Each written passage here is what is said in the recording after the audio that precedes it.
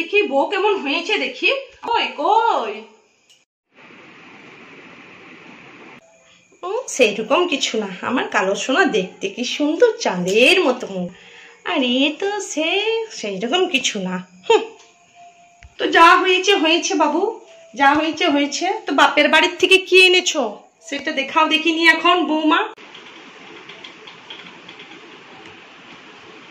মা এই সুটকেসে সব কিছু ভরা আছে আমার। এই সুটকেসটা মা আপনাকে দিয়েছে।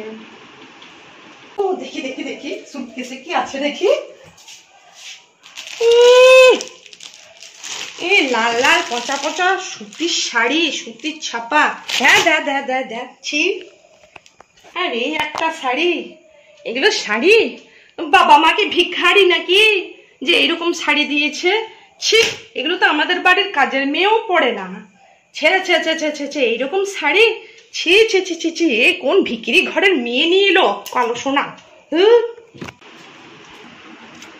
মা এই গয়নাগুলোকে দিয়ে বলেছিলেন শাশুড়ির পায়ে দিয়ে প্রণাম করতে, কিন্তু আর সেটা দেয়া হবে না। আমি তো আপনার মধ্যে মাকে দেখতে পাচ্ছি না। এ তো কোনো একজন ডাইনির মুখ দেখতে পেলাম না আপনার মধ্যে। আর এই গয়নাগুলো আপনার চরণে দেয়া যাবে না।